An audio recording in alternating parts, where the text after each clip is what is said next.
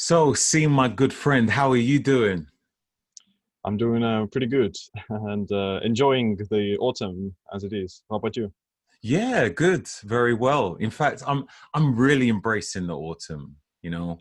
As the weather starts to dip in temperature, I feel as though that is when my most vibrance comes out. I actually enjoy when the weather is cold. I don't know if Mm, it's something to do with me being born during a cold time, but yeah, I'm waking up at like 4 o'clock every day now, quite easily. nice. Whereas in the summer, when you'd expect people, no winter blues and all that sort of thing, just waking up super early.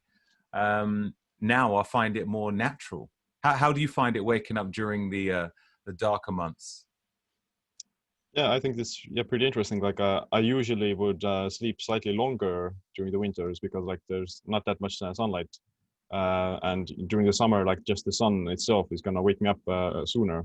But yeah, I usually still get up slightly early, but yeah, like the timing may be slightly different. Yeah, yeah. Why do you think I'm weird that way?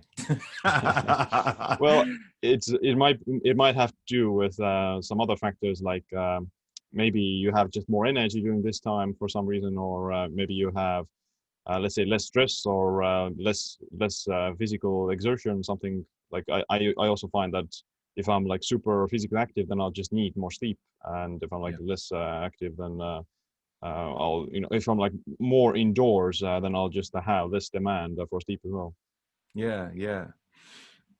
That's really interesting. But cold itself gives a kind of there is some kind of energy from it. I remember when I was doing cryotherapy for a while, when I'd leave the I don't know the chamber, I'd have this massive surge of energy, and it's pretty similar.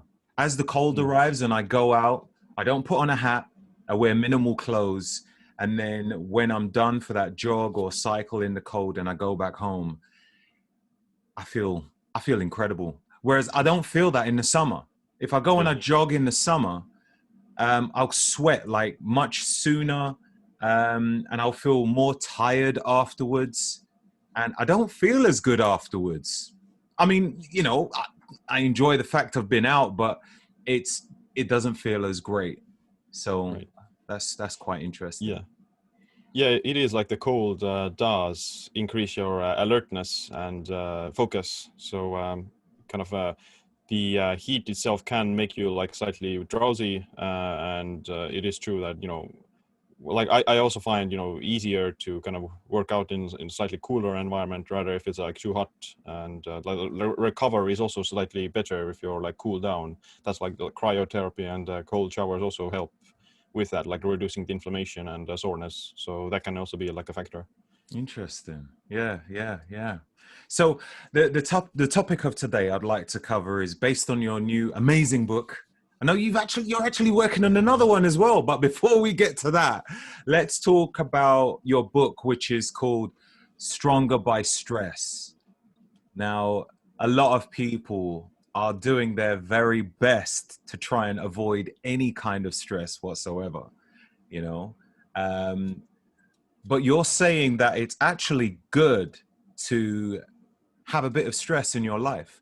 Could you give us a general synopsis of what your book is about? And then we'll start to dissect and go into little parts of the book. Yeah, absolutely. So it is true, like stress can be harm if it's chronic and if it's in excess, but like moderate amounts of stress is actually very beneficial, and like you wouldn't really want to live like a completely stress-free life either. And because like for example, like people who are sedentary, they don't experience any like physical stress from exercise, then they are like more likely to get like some disease, or they just have a poor metabolic health as a result of that. So like exercise is a good example of this positive beneficial stress that is good for you in the right amounts. And likewise, like stress, like mental stress, work stress, those things, they can also be beneficial because they kind of stretch our boundaries. They force us to get out of our comfort zone and kind of force us to do things that we normally wouldn't do. And there, the kind of principle of the moderation is also applicable. So of course, chronic stress can be leading to you into some diseases, but if you're like never exposed to deadlines, or you're never exposed to some outside stress, like you're living in a, let's say, in a forest, in a cave, and you don't experience like screaming other people or traffic jams or something, then you're very vulnerable to those things as well. It's like if you're kind of used to those things on a regular basis, then you can adapt to them to a certain extent, and they have less of an effect on you. So that's why, we shouldn't want to avoid stress all the time. We should want to kind of know how to deal with it better, and that's what my book is also going to talk about. This talks about this phenomenon of a stress adaptation, which is described by this biological phenomenon called hormesis. And hormesis is like basically describes like what makes a poison deadly is the dosage. What doesn't kill me makes me stronger. Is those kinds of quotes that the small amount of stress and small amounts of toxic something can actually be beneficial by just strengthening the body and improving resilience. Awesome. So let's talk about hormesis. Let's try and go a bit more into that. I've heard about hormetic stress and hormesis, and I've always wondered, what is the happy medium? When does a person know, okay, I'm applying the right amount of stress, I'm gonna grow from this? And when do you know it's too much? Like, what is that happy medium? Yeah. What is it, and what is the happy medium? How do we find that, that crunch point? Yeah, that is important kind of core essence of hormesis. And the idea behind hormesis is that something in small amounts is not enough to kind of elicit a response. If it's too much, then it's going to lead to like a burnout and wear down. And if it's in the moderate zone, that's where you see the benefits come from, like improved health, improved fitness, improved resilience. And our bodies are basically experiencing different kinds of stressors on a daily basis all the time.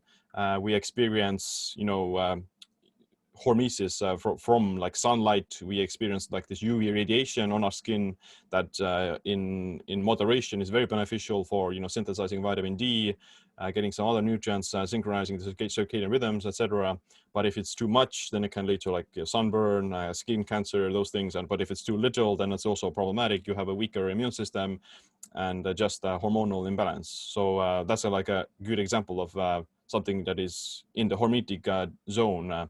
It's hard to pinpoint exactly how much is too much, but essentially with vitamin D, you can take like a blood test to see what's your vitamin D status, and they say that for healthy range, it should be about like 60 to 70 nanograms per deciliter. And if it's lower than that, then it's a sign of some deficiency or insufficiency. If it's higher than that, then that might be also problematic. So the kind of happy medium is somewhere there. Other examples would also be like, exercise. If you're getting winded by walking up a flight of stairs, then that's probably not enough exercise, or you don't have like sufficient cardiovascular fitness. But at the same time, if you're, constantly sore, you can't really drag yourself out of the bed without drinking a bunch of coffee. You're unmotivated, you're depressed, you're, experiencing physical pain all the time, and you're not like, you hit a plateau as well, you're not progressing, then that can be a sign of too much exercise, you're overtraining. And some good examples to measure that would be, heart rate variability. If your heart rate variability is elevated, then that kind of shows that you're recovered, you're within the beneficial zone of this stress. But if it's too low, then that can be either, not enough exercise or too much exercise. So I find the heart rate variability is one of the easiest kind of metrics you can measure to assess your overall stress and the state of your nervous system on a daily basis. Would you suggest a wearable during this time, like all the time or some of the time? Yeah, definitely. Like, I use I personally use like the Oura Ring, so that can give you like a very easy thing to use on a daily basis. So I'll just look at my sleep and look at my heart rate variability, my overall basal the resting heart rate as well. But there are like more these chest straps as well that you can use to measure your HRV. But I get like the most, the biggest effects I find just using the Oura ring, and it's like very simple. Yeah, yeah. I've spoken to a few people about wearables, and I have an Aura ring as well. But I find that sometimes it can become it takes up much of your time, and you keep checking Sure. to make sure that everything is, I don't know, like in the right zone. And I don't know, Yeah. I do find it quite questionable if there is a point where it's too much. What's your thoughts on Mm. that? Do you feel as though you need to set a certain time limit to have the wearables? Like maybe not wear it on some days, or only look at it at certain times? Or what's your thought process on that? Yeah, it can definitely become like a obsession, and also like a distraction. So you shouldn't like solely rely on a specific metric or a gadget. You should always kind of blend it together with your own intuition and how you feel. But the problem is that initially our intuition may be false, and we don't have like any objective data about our current state of health. So that's why I think when you kind of start off with your biohacking journey, or trying to improve some aspects of fitness, then it is very beneficial to measure everything at least to within reason for a few days or weeks to kind of get this baseline understanding about how does your body eat, how does your body work, and what's your state currently, and then you can start to deviate from it or do it less Mm, consistently, so to say. So you don't have to always measure your sleep or track it. You can do it only on days that you see that something is wrong, or something you're curious, or you're like preparing for something, some kind of an event. Then it is worthwhile to still track it. But on a regular basis, if you're once you kind of get the grasp of it, once you actually know what it feels like to have, let's say, high HRV or low HRV, then you can also start to connect the dots as well. Okay, this is how I feel, and then you don't really need to use it that often. yeah. How long have you been using your Aura and collecting data?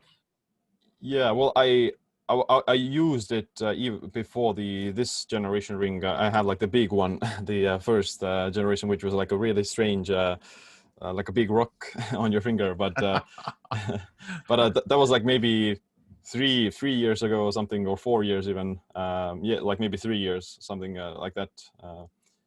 I don't use it all the time, but I just wear it, and kind of maybe like 90% of the time it does give me like a data. Right, right. Okay, cool. I think I've been using it maybe for about a year now. Um, yeah. And yeah, as I said, like I do try to not focus too much on it. It's a bit difficult sometimes, as I'm like, oh, I wonder how my sleep is. And, like, oh, I'm feeling good today. Let me just check what my score is like, how much percent and that sort of thing. But it's good to hear what you say about that.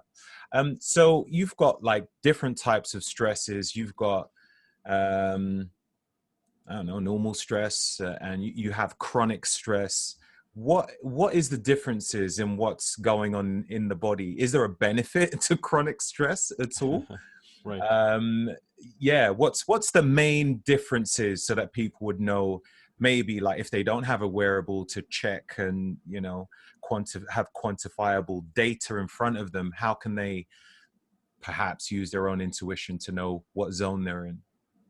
Yeah, for sure. Well, like physiologically, like the physical stress and psychological stress are very similar. So they cause a similar stress response in the body, which is characterized by this elevated heart rate, elevation of the stress hormones, slight this arousal and anxiety, and increased blood flow, and just this focus or intensity. And you can also create, let's say, the same, or at least like a very similar response by just imagining a threat in your head, as well as doing it with like exercise or something. Like if you run away, you can just like watching a scary movie or a horror movie does make you feel quite scared, and it does create this slight anxious response and stress response, although there's no like real physical danger. You're just imagining in your head.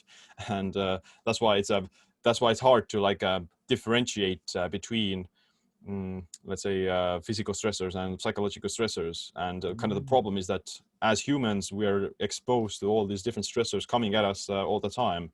We're exposed to many physical stressors, like in the example of air pollution and these very subliminal or very small stressors that we don't really notice, as well as these psychological stressors like traffic jams, noise pollution, other people, work, and those things. So they do, because if you're like in this stress mode throughout the entire day, all the day, when you wake up and going into bed, or every event is kind of connected to another stress response. Like you're drinking coffee in the morning, that creates a small stress response. Then you're stuck in traffic, you're angry at someone else, and you're stressed out at work. Then you go to the gym, then you eat like a bad diet or something. All those things can just add up, and usually everyone has a different tolerance to stress, as well as let's say like a bucket or a certain limit how much we can handle. So if you depends on whether or not you're going to become chronically stressed out, or whether or not you're going to be recovered, depends on the amount of stress, the amount of stressors you experience, kind of the frequency of them, and also just your ability to recover. So like you don't necessarily have to reach like burnout if you're taking very good care of your sleep, your overall recovery, you have like good relationships and those things. Because like also research finds that like your ability to tolerate stress is dependent on like things like your socioeconomic status, your relationships, your even like past trauma, like childhood experiences. They all affect how you respond to future stressors and what kind of an effect it has. So like PTSD victims, they have like a very, at least like a slightly lower ability to deal with stress, and as well as like children who have been traumatized in the past or something, they all have like slightly lower ability to deal with stress. But you can also just build it up again as if you don't have any of these like serious trauma, then you can just increase your stress tolerance by taking care of your sleep, recovery, and not really working too much or going into this burnout mode. Yeah, that's really interesting. I think it sounds to me like if you do have, post-traumatic stress, then it's probably important to speak to like a psychotherapist or something and really get that underlying issue dealt with, so that your ability to deal with other stresses kind of raises the bar on it, really. I do think so. Like a cognitive behavioral therapy is also something that is mostly focused on that, trying to kind of help the person to find out why do they feel a certain way, or what emotions do they feel, and those things. Because most people, especially like men, they don't really talk about their emotions and feelings, and that can keep the person in this chronically stressed out state where they are aging towards depression and anxiety. Absolutely. And what's quite interesting is that's a subject which I'll definitely like to cover, not with yourself, but about men going through stress. I've been doing a few podcasts more directed on men, because sometimes men don't ask questions, and especially when it comes to stress, I guess it's a stereotypical thing where guys are just expected to just suck it up, that'll be all right, just grow a pair of balls, that's it, you know what I mean? Like so I think it's really important for a guy to know what he's supposed to do when he reaches that level of stress where it's not beneficial anymore. It's okay, it's getting to the point of where it's chronic. Absolutely. It is an issue, and just social support is also like a very big factor for dealing with stress, and even like experiencing less negative side effects from the stress. So there's for some studies, they experiment with like couples. So they take a woman and they put like this electrifying, like a bracelet around their ankle, and they give her electric shocks. And if the woman is able to hold the hand of her husband or like a spouse, then they register like less of this stress response in the brain, because they get the social support from their loved one who is holding their hand and supporting them. Whereas if they hold the hand of a stranger, then they don't have like that pronounced decrease in the stress response. There is like a slightly smaller decrease in the stress response, but it's not as significant as if it is if they're holding, especially their loved one's hand. So the social support is pretty important. That's really interesting. What about the other way around? Was there an experiment on that? Like, if I don't know whether the guy holds on to the girl's hand more or something. Well, I would imagine that probably a similar situation. I don't know if that in that particular study they did it with men, but maybe they probably did. It would be interesting though, because sometimes, if the man is expected to be tough and just deal with the situation, maybe he might feel, don't worry, I got this, and let go of her hand unconsciously or something like that.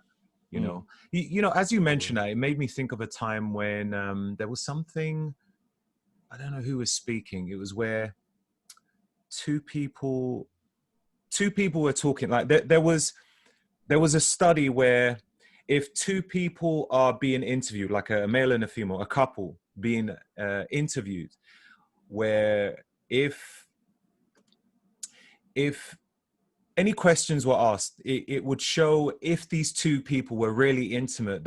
Before they answered the question, they would look at each other first, or like to kind of, I don't know, it just showed more of a connection, more of a, a deeper connection. Like they'll look at each other first, maybe start answering the question as they're looking at their partner, and then start speaking, to whoever's asking the question.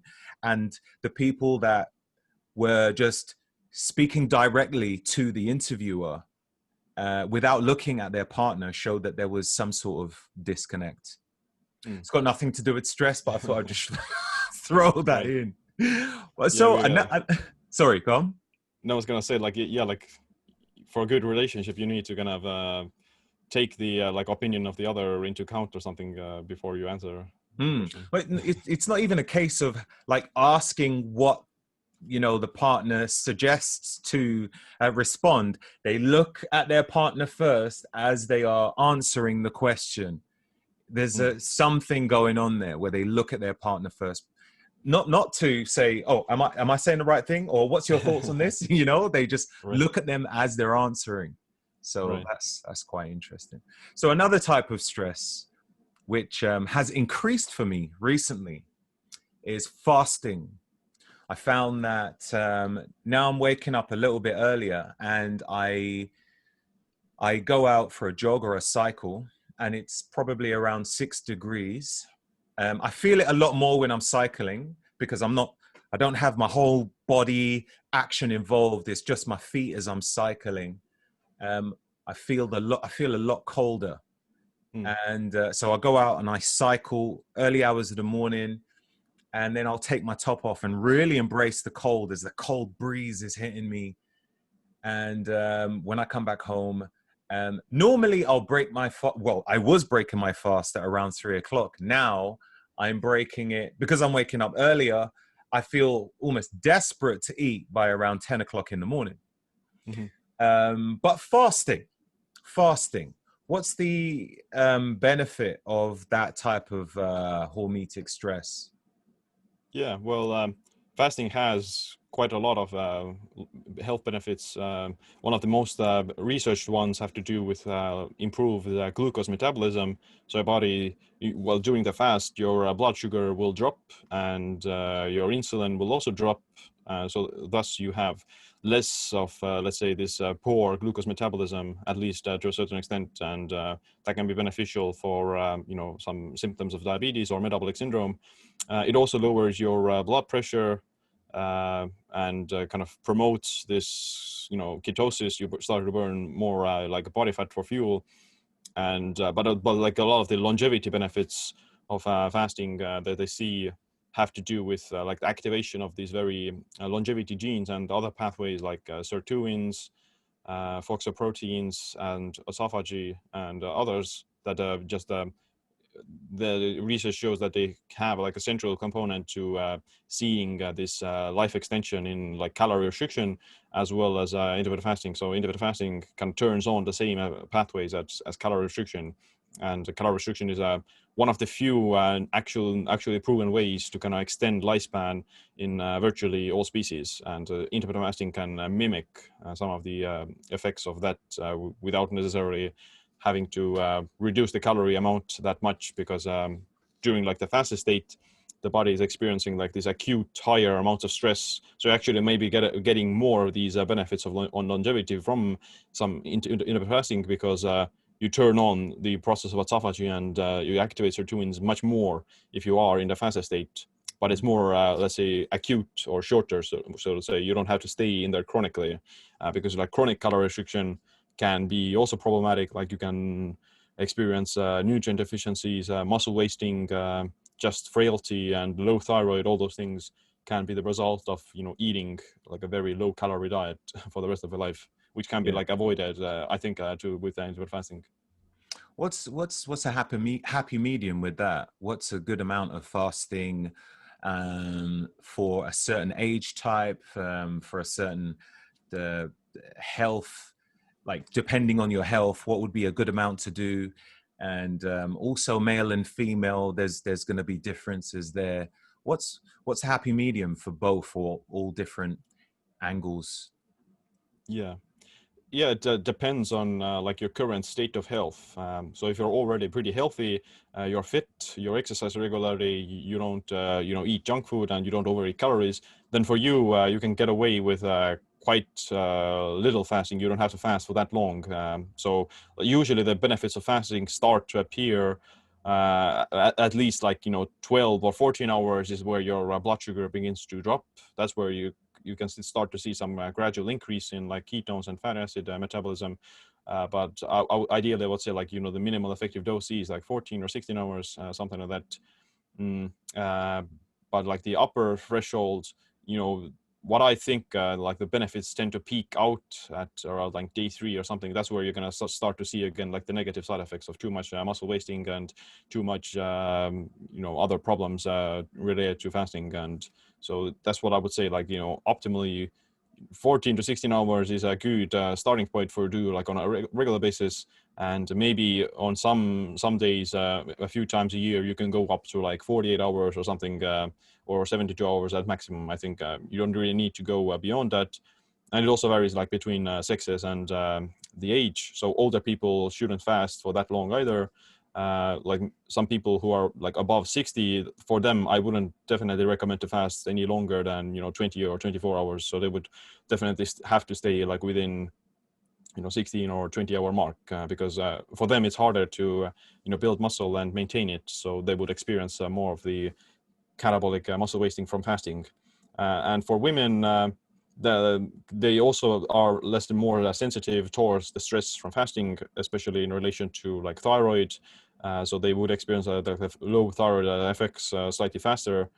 And like you can definitely do intermittent fasting as a woman, but you have to maybe let's say take into more caution with your overall calorie intake, your overall stress levels, and like exercise and those things, because usually the low thyroid and slow metabolism isn't necessarily because of like fasting. It's also because of just the other things that tend to happen. Like if you're fasting, you're doing intermittent fasting, then a lot of people just subconsciously start to eat fewer calories, and they end up with like a very low calorie intake. And they also combine it with a lot of HIIT cardio and sleep deprivation and caffeine and overall stress. So it's not necessarily the fasting causing the issue.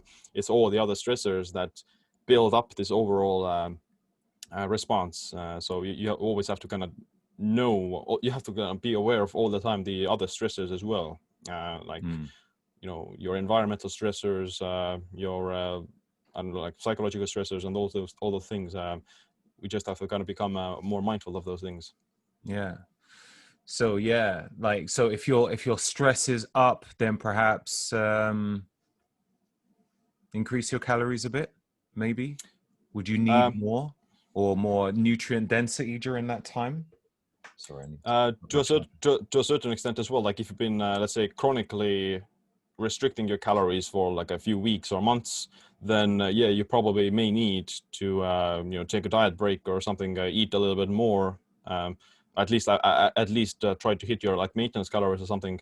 But like if you're let's say, stressed because of, overabundance of calories, or stressed because of overeating, or stressed because of insulin resistance and obesity, then then for that situation, you just have to kind of swap out the bad foods and still stick to like a whole foods based diet, because like, if you are stressed out, then you also get the cravings for the junk food, and you get the kind of the desire to overeat and to kind of make yourself feel good with the food. Like the comfort foods, they have this name for a reason, so you kind of gravitate towards them if you are stressed out or emotionally kind of stretched out. So that's where you kind of want to eat those foods. But at the same time, explain that?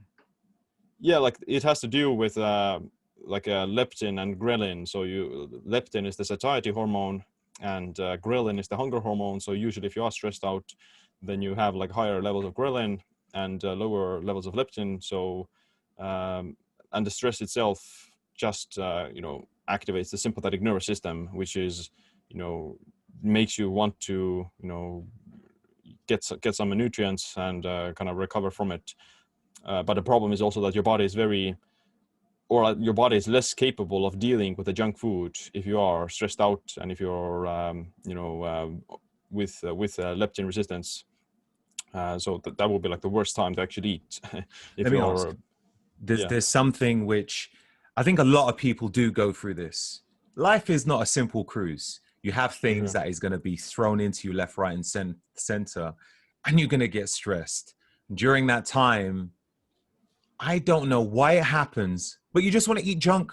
You just want to eat junk. Sure. It's like, okay, I'm feeling hungry. I should reach for something which is nutrient dense. And I've had it. I'll go for something nutrient dense. I'll eat it and it does nothing. And I still want junk. I'm like, no, no, I'll eat again. It does nothing. In fact, as I'm eating it, saliva in my mouth says, nah, do you know what? I ain't working with you today. And it just plays in my mind to go and get junk. Otherwise, it's going to remain this thought process in my head that you are still hungry remains there. I know a lot of people go through that. Yeah. What's happening there, and is there a way out of it? Well, that can be like many reasons. So especially like, dieters or fitness people who are, at least to some parts of the year, they are restricting their calories and they are experiencing this nutritional stress, then it is natural for the body to want to get, these cravings for the junk food, because it's a very dense source of calories, and it does promote dopamine and the feeling of reward if you do eat that comfort foods. To a certain extent, like it's not necessarily like inherently bad. Like everyone makes mistakes and everyone has like these guilty pleasures. I don't think that you need to be perfect all the time, and you don't have to be like this purist that you eat only the purest foods. And actually, like, getting like actually like, eating some of these junk food every once in a while can have a positive effect on your thyroid functioning and your metabolic rate, so to say. So if you have, let's say, like a cheat meal, that can be good for, boosting up the metabolism again and kind of breaking through weight loss plateaus, as well as just getting like the psychological, the ease, or you get satisfied from eating it, and then you don't actually want to eat any junk for maybe like a few weeks or months again, because you got satisfied from it, and you satisfied the craving. So it's not, I don't think it's as long as you're doing it deliberately, as long as you're mindful about it, then it's not a problem. The problem, it becomes a problem if you're doing it uncontrollably, or you're doing it while sacrificing your health, or while sacrificing your productivity or whatnot. So I'm not against deliberate cheating or something if it serves a purpose, and if it's like planned into the schedule. I think that's really important, and I speak to clients about that as well. Be like, you're going through, let's say for instance, women who's going through their cycle as a week lead up to their menstrual cycle, they do tend to want to crave a bit more. So I'm like, do you know what? Just give in to your body for this week. Let's try and keep it. We don't go too crazy, but listen to your body a bit. It's speaking to you, and it needs certain things. So Yeah, I know that as much. It's speaking to you, so you do need to listen to it to a certain degree. Yeah. But I think what's important is understanding what's going on rather than mindless eating and thinking that this makes me Yeah. happy. Yeah. Let me stay like this. Yeah, like, and the problem is also like with this very restrictive diets is that they may end up creating this binge and purge cycle, that you restrict, you avoid a particular food, like cake or something, for a long time, and then you eventually accidentally cave in, and then you eat like a whole ton of cake for several days or something. You fall off the wagon for days and weeks maybe, and then you get off the train again, and you restrict again, and then you go into this vicious cycle again.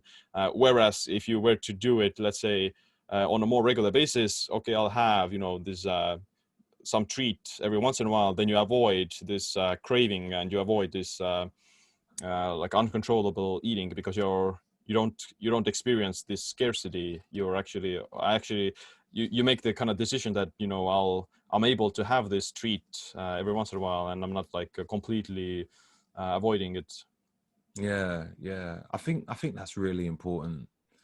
If you can find a healthier alternative to as they call cheat meal, I prefer to call it Yeah. sin food, but if you you can find a healthier alternative, there's kind of less of a crash afterwards.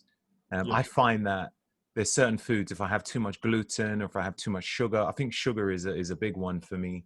If I have like a milk chocolate, I feel, dopamine just flies through the roof, but then the crash afterwards and the headache, and then Right. I'm out for the count for a few days, Yeah. Man, I have to sit in the sauna, try and sweat it out. And, it feels like I've taken, I don't know, some crazy drug, like some Yeah. illegal drug. And For it's sure. so crazy that it's so vastly available to anyone, especially children. Yeah. There should be a cap on that, Children could just walk in a shop and just buy as much sweets as possible. That should be illegal, Yeah. that should be. Yeah. I've seen my daughter, when she eats too much sweet stuff, what happens is she'll go in the kitchen and she's just like, she's looking around. I'm like, Zara, what is it? And she's just looking around. Nothing. I'm like, oh my God, what has that sugar done to you? I've said, Yeah. like, seriously, it's really bad. So now Yeah. it's like, I put a curb on that. I'm like, no more, that's enough. Yeah. Just Yeah. thought I'd put that bit in Yeah, there. like if you get it out of your diet, then you do become like very sensitive towards carbs and sugar, or like the junk food. Like like eating like a Snickers bar for me is like very stimulating at the moment. Like, whoa, this it is like all the flavors and all the unnatural amounts of sugar and other ingredients does make it feel like something overstimulating. And like funnily, if it could also you just don't want to eat it anymore, just by taking one bite or taking one Snicker bar. You stop eating because it's quite hard to deal with if you're not used to it. To me, it's like drugs, man. The moment you have a taste, you have this desire to want to eat more and more and more and more. And you know what's going on. Like, when you become you understand foods and how it affects your mind and everything, you know what's going on. You're like, oh my God, I just can't help myself though. It's Yeah. a horrible feeling. So, pushing that aside, let's say you are you're in a constant cruise. You know exactly how to do the fasting. You're in a nice pattern, whether it's a 16-8 or 24 or I don't know 12-12 or whatever, and you want to combine it with keto. That is probably going to add a bit more stress to your body, I would say. I know I've definitely felt it. And for me, when I do things, I don't like to do it by halves. I go quite extreme, All in. Yeah, all in. And people be like, that's crazy. And I think sometimes it is crazy. And I'm like, all right, I need to take my foot off the pedal now. But like, for people who want to just do a standard a keto fast, what's happening with the body there? Would you recommend it? And at what sort of stage would you say a person should do it? Should they do it like on a regular basis, on a cyclical basis, or just what for who? How would it work, and what's the benefits? Yeah, well, low carb and ketogenic diets, they mimic also some aspects of fasting by primarily regulating glucose metabolism and lowering blood sugar. But they also have like slight benefits on some of the longevity pathways, like autophagy and sirtuins a little bit, but they're again like slightly less pronounced compared to fasting. But generally, I don't think that everyone needs to do a keto diet. And I don't think that you should do it like all the time for the rest of your life either. But some aspects of, let's say, carb cycling or some carbohydrate restriction every once in a while can also benefit the body by just improving the glucose metabolism, improving insulin sensitivity, and also just increasing the body's metabolic flexibility, so to say. So if you're always eating carbs all the time, you don't ever do fasting, you don't ever do keto, then let's say you are very efficient at burning carbs, but you're also slightly less efficient at burning fat and using ketones and fats for fuel. So you're kind of very dependent of this regular meal timing to maintain stable blood sugar and give your brain energy. Whereas if you're, let's say, keto adapted, you're used to burning fats and ketones, then for you it's very easy to skip meals and to not be dependent on this snacking and this maintaining blood sugar all the time, because you tap into your own body fat stores. So that's why one of the biggest reasons I think it is worthwhile to go through like a short period of this keto adaptation as to increase the buffer zone of the body's ability to handle fasting, as well as increase the ability to burn fats and ketones for fuel. So it increases this metabolic flexibility, so that whenever you do skip a meal, your body isn't going to freak out about it. You're not going to crash. You're not going to pass out because of not having a spike in glucose. You just tap into ketosis and you'll burn body fat for fuel. So this is actually has this ability to tolerate stress better as well. So because you can handle lower levels of blood sugar without passing out or without experiencing the negative side effects of hypoglycemia and other such problems. So you have a bigger buffer zone for stress, especially in terms of nutrition. But doing it all the time chronically, that can also lead to the other way around, that if you're always in ketosis, you're always eating low carb, you're always burning fats and ketones, then your body eventually loses its ability to do the other thing. It loses its ability to burn carbs, and it becomes slightly insulin resistant as a result of that. So that's why, like, whenever you've been doing keto for months upon end, and then you eat like a piece of candy or chocolate or bread, something, then you experience like this, your heart is going to start to pound, you have like massive swing in blood sugar, because your body is insulin resistant and it's not very effective at using that glucose because of being in ketosis all the time. So that's why I find it very kind of worthwhile to also cycle in and out of ketosis all the time, to first of all to increase the aspect of keto adaptation, but second of all, to get the metabolic flexibility that whenever you do swap those fuel sources, you're not going to experience the negative side effects, and you're not going to have to stay in this adaptation phase all the time, and you can make these adjustments on a regular basis. So there's loads of questions which was going through my head. Like, let's say, for instance, you're a person, you have quite a lot of muscle. I've seen a few guys on YouTube who they literally live off keto. They're like, yeah, keto, and I do this all the time. They do all these recipes on their channels, and they're like, yeah, this is the way forward. And they say every once in a while, but not even as cyclical as you might think, but like every once in a while, they would do it, and they say, yeah, it's okay. They don't necessarily have a problem with it. They just don't do it too frequently. Right. What's your thoughts? Would you say there's a difference in the period in which you can remain on keto without having an issue with metabolic flexibility if you have a lot more muscle than someone else who doesn't? Well, you don't necessarily need to do this cyclical approach, so to say. So you could stay keto for the rest of your life, but that would, because like in the modern world we can get away with a lot. Like we can go vegan for the rest of our life as well. We can go on a keto diet for the rest of our life as well. We can go on a carnivore diet for the rest of our life, because we have access to all the resources. We have kind of food security. No one, like most people are not gonna starve, or at least like no one is starving in the Western world. So you're getting away with a lot. But if you were to be, in a like a more natural environment where the food scarcity is higher, there's like seasonality aspect of food is also built into your environment, then in that case you would naturally do the cyclical approach and you would maintain this metabolic flexibility. But in the modern world we don't need to do that necessarily. I personally do it because of just this kind of survival aspect and this adaptation aspect. So I want to be flexible, and I also want to be prepared for like any potential situation that may come in the future, where I don't have access to the food that I want to eat, in which scenario I have to survive upon the food that I have access to, regardless if it's keto or not, if that makes sense. Yeah. But usually it takes maybe like a week or two for this. It's not like a pathological insulin resistance that happens on keto.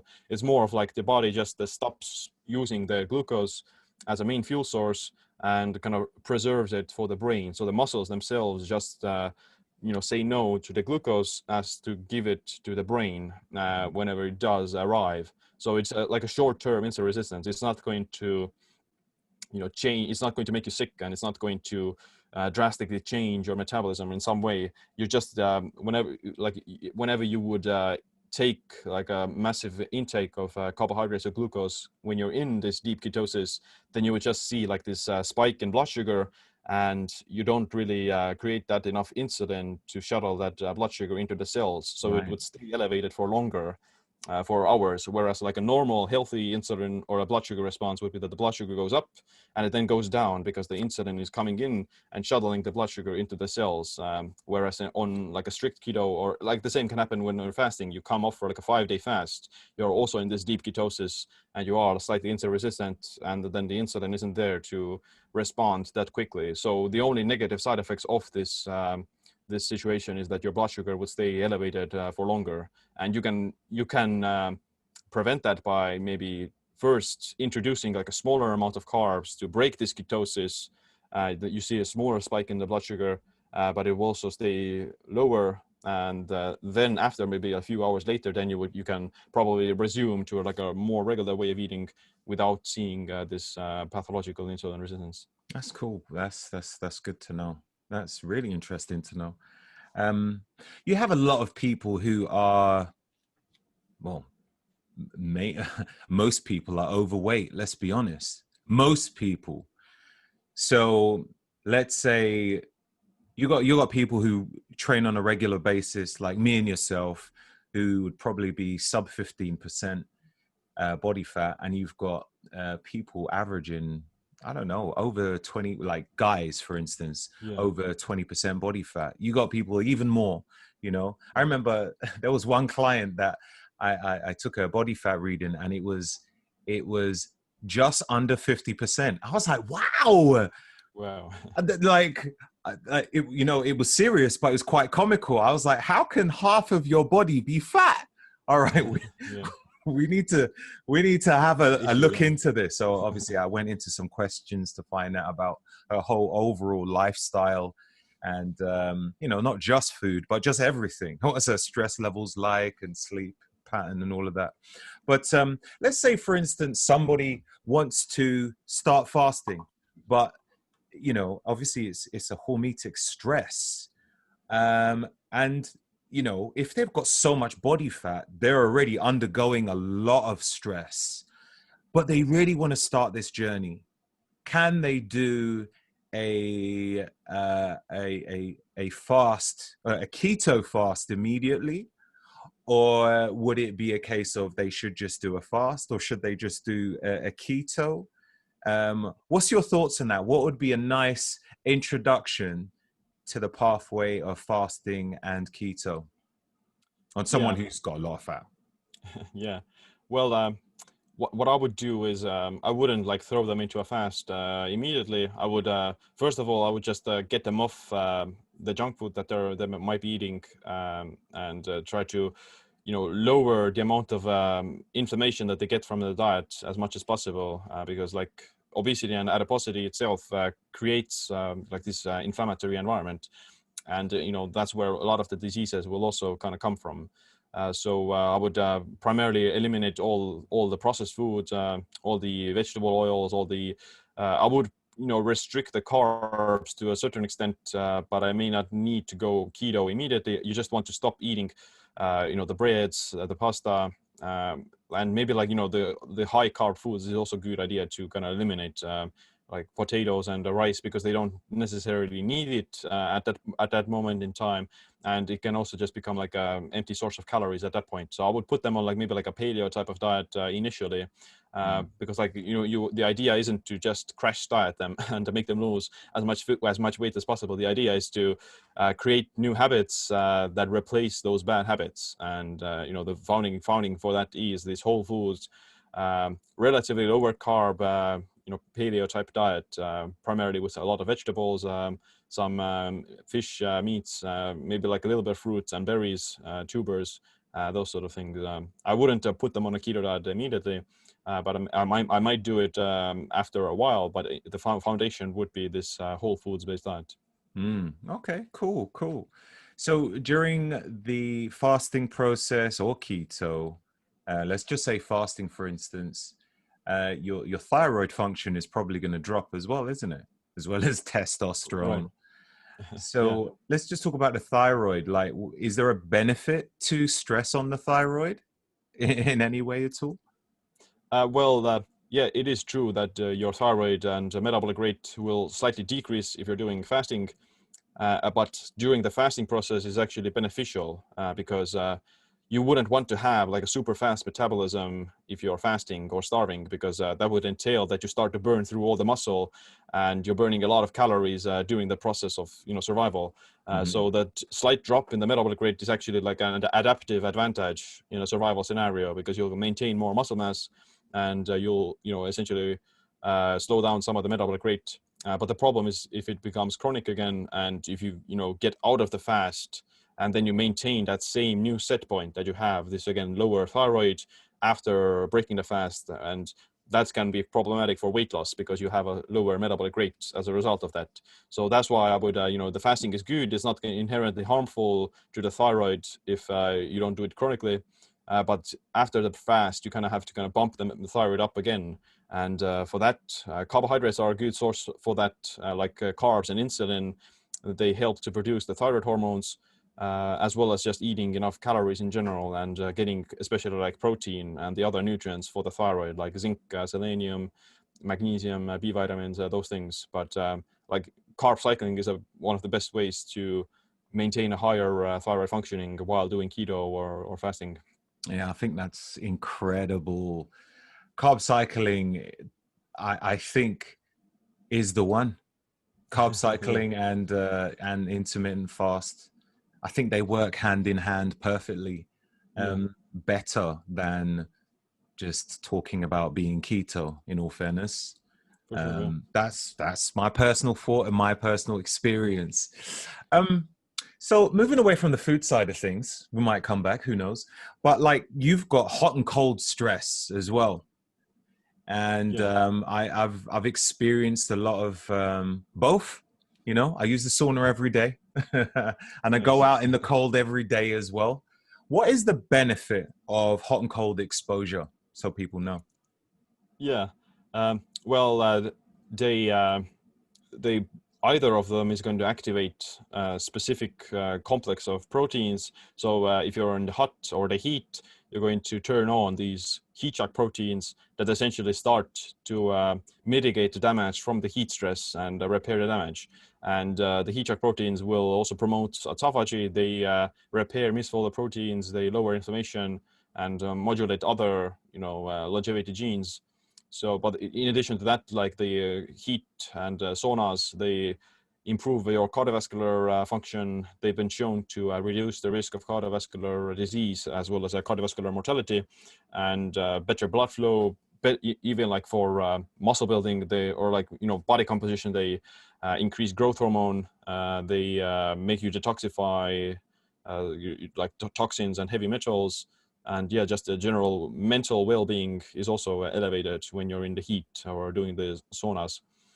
With the cold has also turning on these cold shock proteins, which essentially try to do the same, but for this specific cold response. And the cold tends to be more like anti-inflammatory. It lowers inflammation. It's been shown to benefit like arthritis as well as a neurodegeneration. So it has to do more of like just recovery maybe, and lowering the kind of muscle soreness and those sort of things. But at the same time, the cold can also be, you know, cold can also have, let's say, because it suppresses inflammation, it can also shut down like the anabolic signal that you get from exercise or resistance training. If you're trying to build muscle, then the cold may just blunt some of the growth signal for the muscles. But that can only happen also if you're doing it, you know, taking like an actual ice bath for a few minutes. If you're just taking a cold shower, then it's probably not going to have like a significant effect. But yeah, it's mostly like an anti-inflammatory response. That's interesting. So if I have an aggressive training session, I'm just trying to work out, a cold bath is probably not going to be too good for after Yeah, strength training or, you know, hypertrophy training session. yeah, you wouldn't want to do it like immediately after the workout. You would probably have to wait for maybe like 6+ hours when it's safe to do so, because like the inflammation that you create from the workout is like a signaling factor for the growth of muscle and muscle hypertrophy. Yeah, you don't want to shut it down immediately. You want to have it elevated slightly longer, as you know, allow these adaptations to set in. But like a slight, you know, colder soak, like maybe like a chilly shower, that shouldn't be a problem to kind of cool down. But if it's like actual ice bath or something like that for maybe 1 to 2 minutes or 3 minutes, then that can be like a problem. What's really interesting was what you mentioned about the heat shock proteins as well. I find that I don't necessarily have to train in the gym as often as I was before. I was training maybe 5-6 days a week, sometimes 7 days, whereas now I'll train 3 days a week, and I'm still able to obtain pretty much the same amount of muscle by using a sauna more often. Yeah. And I'm not even training, you know, in the sauna. I'm just sitting there sweating, but yeah, I'm holding the same muscle and I'm getting all the other benefits, you know, the proper detoxing and everything. That's quite amazing. How much does your growth hormone increase by when you are in the sauna, let's say? Yeah, the studies that I've done is that like a 20-minute sauna raises growth hormone about like maybe 200% or something, and a 30-minute sauna does so maybe like 300%. So it is a pretty good response that you get from there. And yeah, the growth hormone, it's not going to like make you build muscle, but it does have these anti-catabolic effects. So it reduces the muscle breakdown and helps you to preserve more muscle. Is there a cap for the length of time? Is it like, all right, this is too much stress now, you know, with the heat shock proteins? Yeah, well, usually maybe like I would say maybe 40 minutes or something would be like upper thresholds that you probably don't need to exceed. Or like 30 minutes is already enough. I think 20 to 30 minutes is already enough, but 40 maybe start to pushing it too far. And like even though you may be able to tolerate it and you're not going to, you know, show any negative signs immediately, you're still like sweating out all the toxins, but also like you're sweating out your electrolytes, minerals, magnesium, sodium. So even though you could like sit there for an hour, it's not going to be that beneficial because you're losing the electrolytes. And some immediate signs that you may see, or for someone who doesn't have like that good cardiovascular fitness, would be that they get the arrhythmia or they get like elevated blood pressure. So some people should also be aware of that. So if you have like pre-existing heart conditions, then yeah, doing it too much is not a good idea. What if you do sit in there for an hour, like I do? Not gonna lie, I sit in there for an hour, but I do have some electrolytes at hand, which I take, and also have high mineral salt, which I put on my food. I feel good. Yeah. Would it still be too much? Would you still suggest, you know what, yeah, just tone it down to 45 minutes, half an hour? Not well. In that case, it's not a problem if you're compensating with the electrolytes. So it's like in and out, electrolytes in versus electrolytes out. That kind of matter. And and the infrared saunas, they're not that hot either compared to like the traditional saunas. They do give you like the benefits, health benefits, and they have like other unique benefits related to the infrared light, but they're not like that super hot that you get this excessive heat shock response, or that you're gonna pass out or get arrhythmia. Cool, man. Cool. Good to know. What about psychological resilience? Obviously it's you're gonna be dealing with a lot of it, especially now during this whole pandemic. Sure. There's a lot of psychological stuff going on, a lot of people stressed.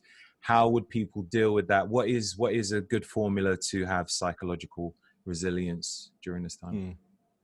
Yeah, for sure. Well, I think like a lot of the foundation has to do with just taking care of your health and being recovered. So if you're already stressed out because of sleep deprivation and poor diet, obesity, and like chronic exercise, then your ability to tolerate psychological stress and or work stress or something else is also very low compared to if your bucket is very low or very small. You've been working on emptying it out on a regular basis, then you can handle all this psychological stress more better as well. So that's what you should just also always take time to recover and make sure that you sleep properly, and don't ever go into like this super burnout zone where you're burning the candle from both ends. But other than that, I think it's also important to kind of realize that, or make peace with the fact that you can't really control a lot of the things that go on in the world. You can't control the weather. You can't control, global politics, at least to a reasonable degree. You can't control pandemics. You can't control war. You can't control these unpredictable events, including like traffic jams or missing the bus or, getting hit with some sort of a snowball on a rainy day or whatever. Like these random events, they're going to happen anyway. And we shouldn't be like distraught about them. That's where this Stoic philosophy kind of stems from as well, that the only thing that you can really control is your own thoughts and actions. And once you kind of realize that negative things are kind of bound to happen, then you can make peace with them. And you can also just maintain your calmness whenever they do happen. So you're not like surprised, because if you're like stressed out because of some other person saying you or saying something negative to you, then you're also kind of hinting that like, how dare they, like, how is this supposed to happen to me, especially like I'm this special person. Like the fact is, like, none of us are that special that we're completely free from these negative events that are going to happen, and we can only just control our response and kind of stay calm regardless whether or not they happen or not.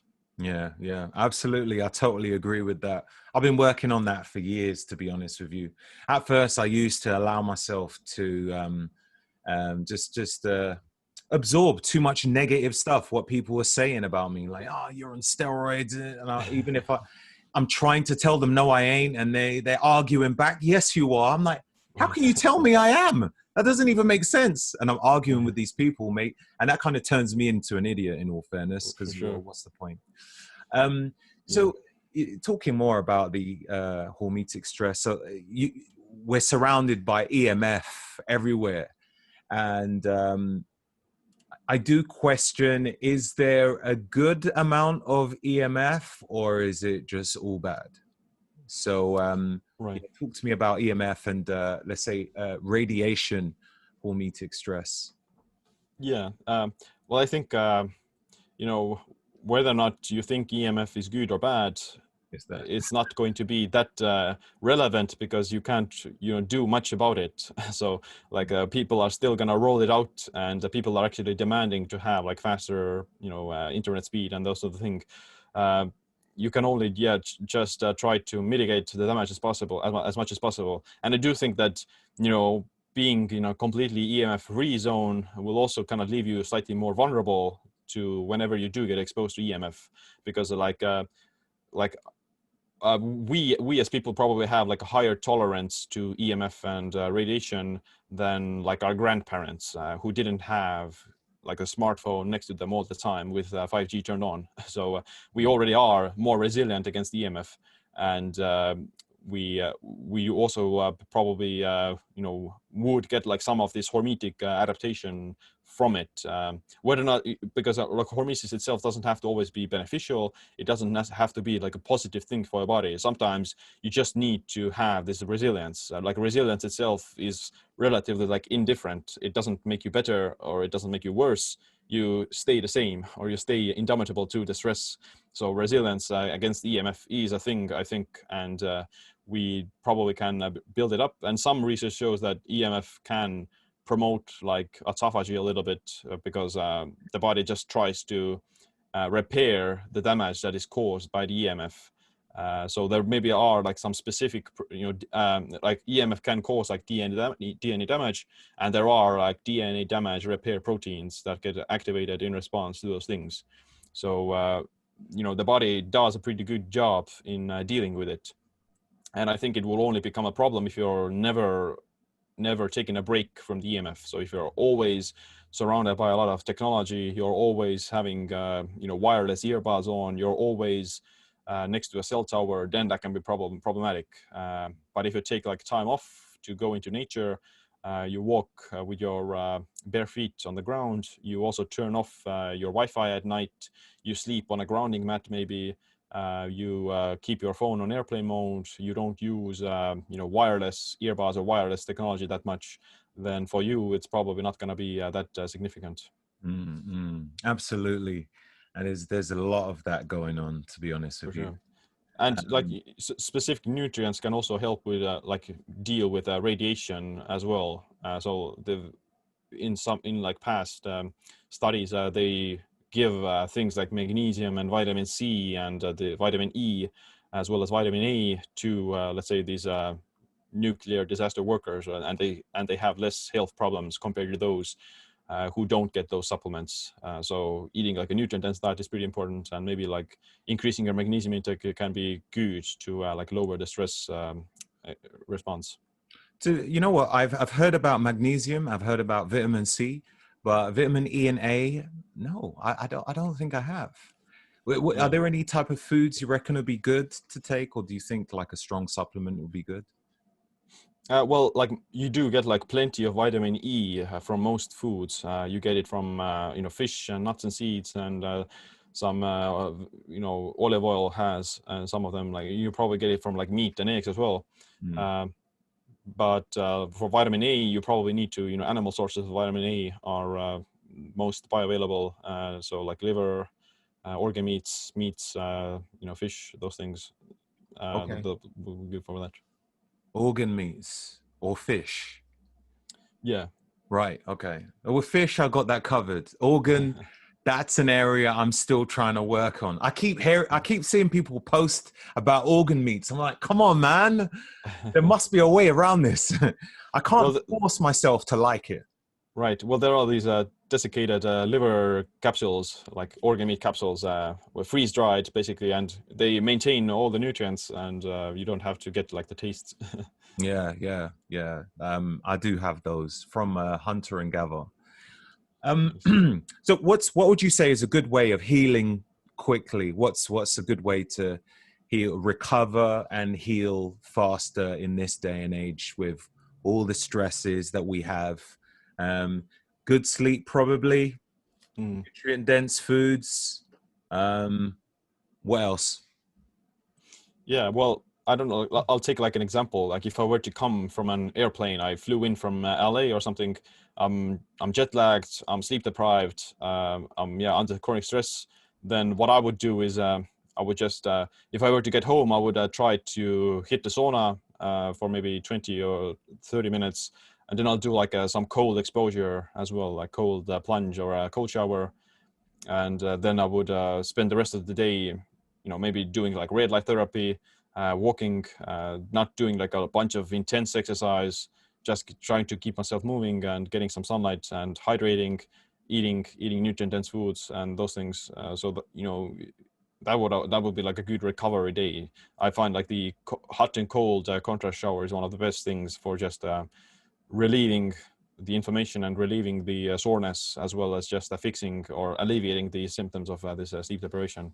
But in the evening, I would definitely, try to get a good night's sleep of, blocking blue light before going to bed and sleeping in a slightly cooler environment, and trying to get like a full night's sleep of at least like 8 to 9 hours.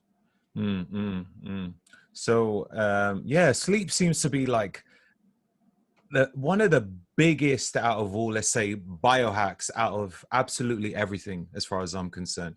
If there's like one thing to take away from any biohack, is definitely good quality sleep. If I was to use just one thing where I don't have to buy anything, I would say sleep is so important for dealing with stress, insulin sensitivity, or ghrelin, leptin, all types of hormones. Would you agree? What's your thoughts on that? Yeah, I totally agree. I think like sleep is like the foundation to health. So you can do all the biohacks, you can do all the crazy diets, but they're not going to be as effective, or they're not even going to work if you don't have your sleep, at least like above a certain threshold of optimization. So sleep does control a lot of the recovery of the body, and determines a lot of your metabolic health and that sort of thing. So yeah, sleep is probably the first thing I should or like people should try to look into when it comes to improving their health. Absolutely. Hey man, it's been absolutely brilliant. Before we close, I just want to touch on a book that you're currently, what you've been working on with James DiNicolantonio. What's the name of that book? Yeah, it's the immunity fix, and it's gonna talk about how do you strengthen your immune system, increase your overall resilience, and we cover topics like just the foundation of the immune system, the autoimmune diseases. We touch upon like what's the link between like cancer and immunity, as well as like the coronavirus and immunity. How can you kind of what is the cause of that? What you can do to mitigate some of the effects. But the kind of approach is very holistic in a sense. We talk about all the similar practices that we discussed today. How do you improve your diet, metabolic flexibility, some exercise, hot and cold, and sleep, exercise, and intermittent fasting. Those things are all covered in there, plus some other cool things. That's really cool, man. I done a podcast with James before, and we covered some things from he's got a few books, and one of them is called The Salt Fix. And it makes me feel like a proper salt addict now. I seriously, like while I'm sitting in the sauna, I'll have some salty water, bit of extra salt in my dinner. I put salt in my coffee.